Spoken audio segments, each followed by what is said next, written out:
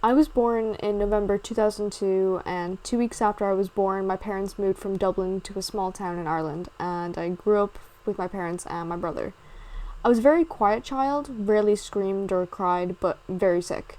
I was constantly in and out of the hospital as my asthma had a grip on me a lot as a child. My parents quickly realized I was different from other children, and not only because I was sick. Trying to get me to act like a girl was going to be an uphill battle, with me taking my shirt off like my brother did, and when asked to put my shirt back on, I always questioned why. My mom would try to get me to wear dresses and skirts, and each time I would throw a fit and cry. Same with trying to paint my nails. My parents would always explain to their friends that I was a tomboy, so I quickly associated with that label in early childhood.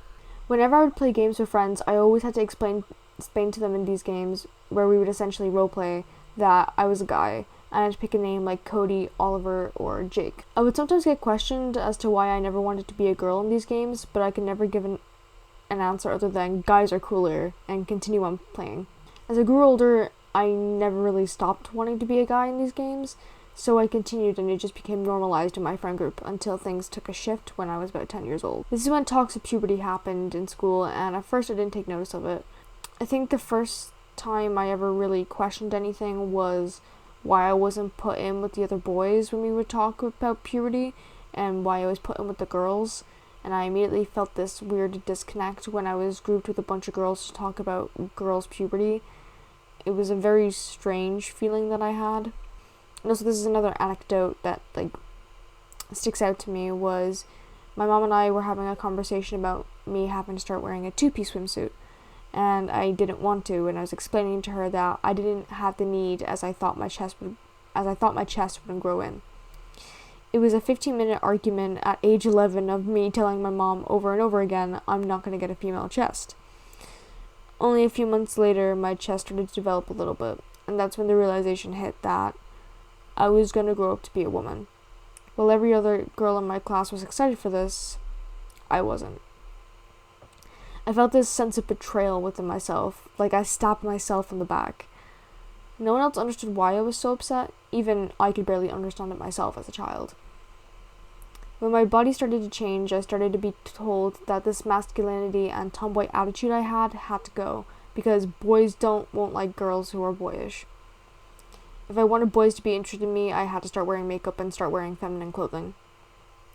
I hated this, but I felt like this is what I had to do, as everyone else would be doing this, and it's a part of growing up. My interests never changed, though.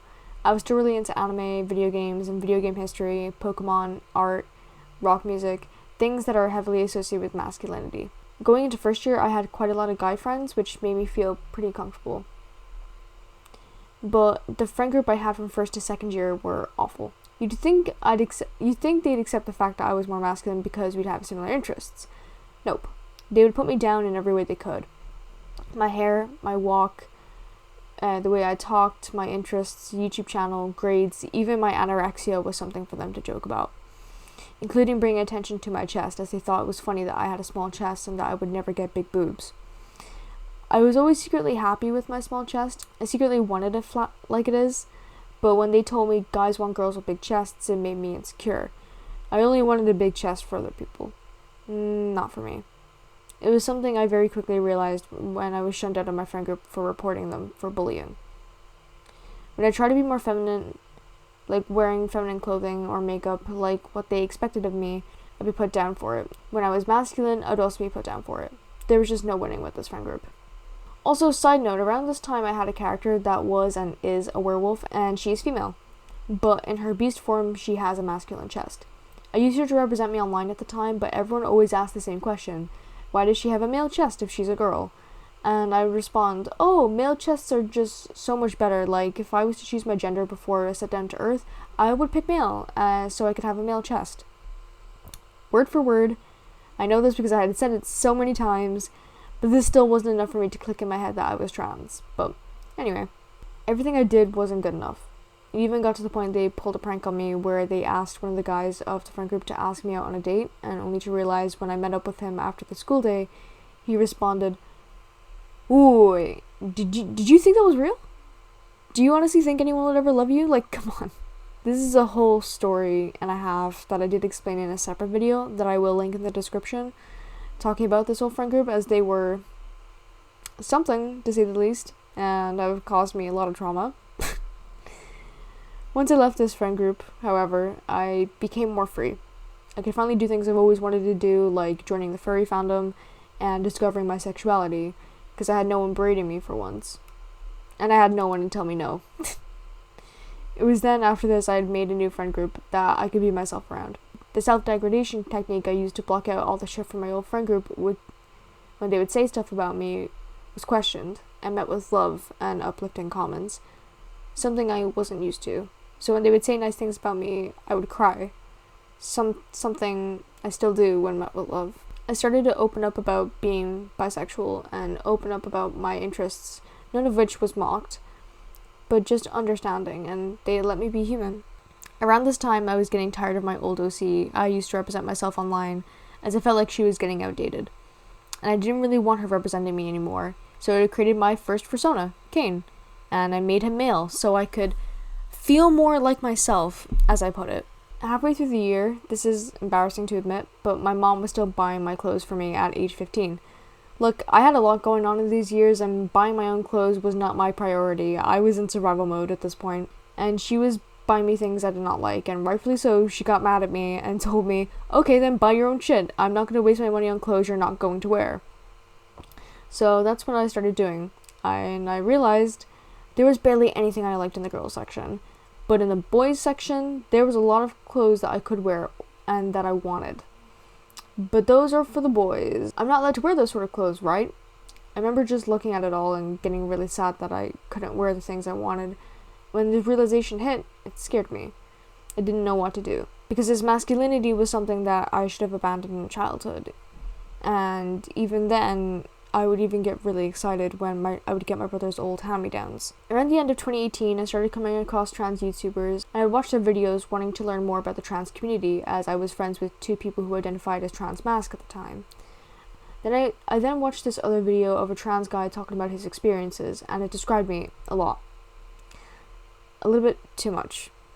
I started to panic, and I texted my girlfriend at the time, who then proceeded to tell me I was not trans, because I had never had these thoughts before.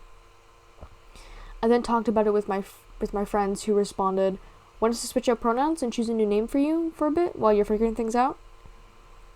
I actually let them choose the name to see what they thought would fit, and they chose Oliver, or Ollie for short. It was low-key really cute, but it just didn't stick. So I started going by my dead name and she, her out of fear. All I knew that it was different, and it felt good. Finally, I wasn't being addressed as this female people kept seeing me as, and I finally had a masculine name. I started to question my gender identity after that. I started to question if I was bi-gender at first. I started to get more androgynous clothing, and I got slightly more confident, but then I wanted to start cutting my hair badly. Really badly. Every day was me looking up short haircuts to see what I liked and hopefully get the courage enough to ask my mom to cut it, because she's a hairdresser. Every haircut I wanted was very masculine, and I did not know how to tell my mom that. So it was a secret to my parents, and one thing I would vent about constantly to my friend group. Until I told my mom, "Hey, I want to cut my hair." And she said, "No. My hair is so nice, pretty, and long." And then I started to like this guy, and oh man, that gender identity crisis? What crisis? I was a girl, a really feminine girl. Yeah, one of my biggest regrets. I went head over heels and right back into being a girl because I wanted him to like me. Long story short, it didn't work, and he got a girlfriend, and right after that, that gender identity crisis took hold of me again. I started identifying as a tomboy and gender nonconforming at this point at the end of 2019. Again, 3 days before my 17th birthday though, I actually managed to get my hair cut, and it was a pixie cut. My mom quickly fell in love with it short and didn't want me to grow it out, and I was actually surprised and very relieved. All of those disgusting feelings of having really long hair started to fade, even just for a little bit. I started to smile more, and honestly my confidence got a lot better too, especially appearance-wise. Then the start of 2020 happened, and that looming feeling of wanting top surgery again started to make its way back into my mind. The questioning of my gender came back, and I started to identify as genderqueer rather than gender nonconforming. I then did something I didn't really do much, but it was starting to bother me in my comment section and replies on Twitter, and just with people in general. and I changed my pronouns in my bio to they, them. My audience respected it, and it was finally nice to have this middle ground of no more she, her, and not jumping straight into he, him. Then one day I woke up and I felt like my dysphoria exploded. I could not move my arms because if I made one brush up against my chest, I would feel horrible and disgusting. I could not look at myself in the mirror. It was horrible. It was this day that I confronted everything I was running from years. Ever since I found top surgery was an option, I wanted it, even though I was scared of wanting it. I was scared of being trans. I was scared of having this label attached to me, as people did not like trans people.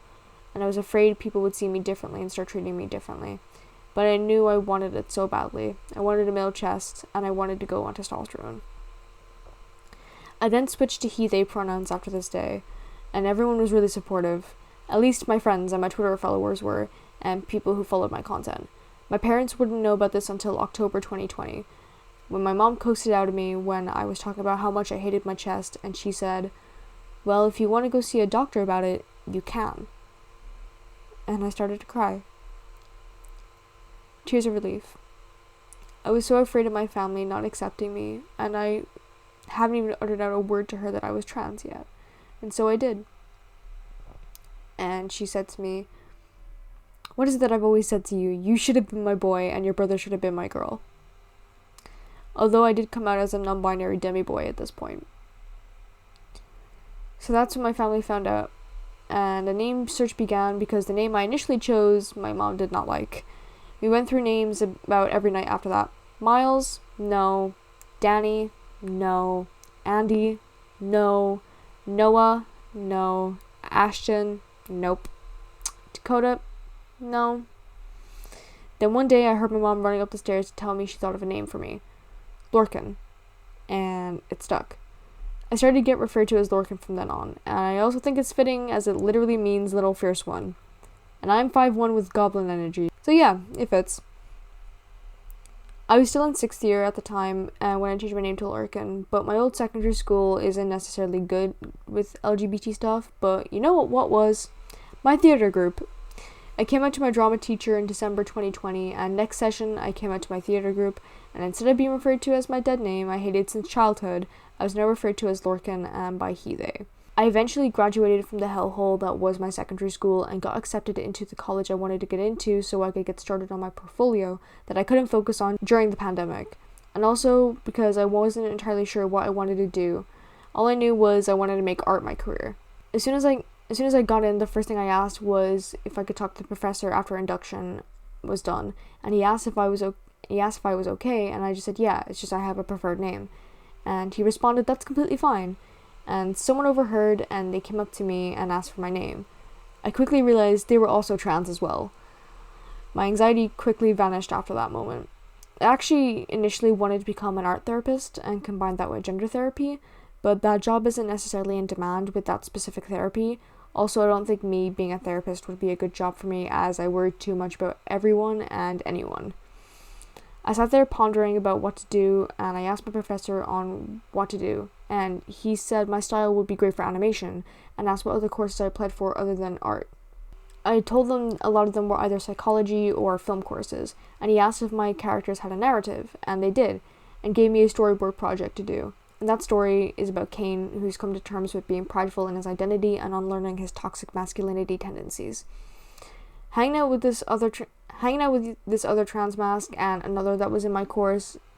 It's an art course. They're either all LGBT or mentally ill. This non-binary label I was still going by started to fade, and I just started to get identified more as male, and that felt good. And I finally just accepted myself now as a trans guy. And as of writing this, I graduated college 2 weeks ago. And on my cert, it has my preferred name on it. This has been the first time in my life where people have identified me as male and by he, him, and my preferred name. And it feels so good. 2 weeks after my college graduation, I had made plans to go to Pride with a few friends from college. And I didn't want to post about it as it was my first Pride, but I hadn't fully come out to my extensive family with aunts, uncles, cousins, etc. This was something that has caused me mad anxiety ever since I discovered I was bisexual, and then being trans on top of that just made shit worse. I was terrified of my extensive family using me as the butt of jokes because I'm the queer one, getting discouraged with transitioning because I'm too pretty to transition to be a boy, or just hearing other queerphobic or transphobic remarks. But shit was just kind of getting embarrassing. Anxiety every single family event, pushing family away because I was scared of revealing too much and getting the "are you gay or are you trans?" questions. I just started to get ignored more and more at family events because I was too scared of them knowing the truth about me. My mom started to tell people in my family who she knew I would be okay with knowing and wouldn't treat me any differently, one of which has a trans son, like me. This had me think a lot. No offense to my mother, but I didn't want my whole family finding out I'm trans because she was telling people because I was too scared to. Like, I don't know, that sounds a little embarrassing to me. So I decided the day before I go off to Pride, I would make a coming out post on my personal Instagram. I had 3 whole paragraphs written out, and I decided against it last minute. I did not want my coming out story to be this soppy. So I just wrote, "It's great to be who I am this Pride Month. My name is Lorcan, he's a bisexual trans man, and nothing is going to change that." I was not expecting people to react to this post so well. This is probably the bravest thing I could have done. It was something that bothered me for a good 4 years, and I finally got up and said who I was, and it felt great. I then went to Pride the next day, and I had a fucking blast. I still have a lot to do transition-wise. Ireland is known for not having great healthcare in general, and our trans healthcare is not much better. I still plan to medically transition though, just not have made any plans to do so at the moment due to me being unemployed at the moment. I honestly get a little scared off as I had not a great interaction with a nurse, but I finally feel like I'm ready to make this next step into my transition once I'm employed and can pay for gender therapy, name change, hormones, surgeries, etc. I'm really happy to have y'all stick with me to the end of this video, and it means the world to me. I don't really go into too much about my own private life on this channel too much, and I just wanted to make a video documenting my trans transition timeline. We'll be making a part 2 to this video in years to come, hopefully even months to come, if it gets to that, with me getting on hormones and surgeries and stuff. But I just wanted to, talk about my childhood with being transgender. So yeah, hope you guys enjoyed this video, and I'll see you guys in the next one.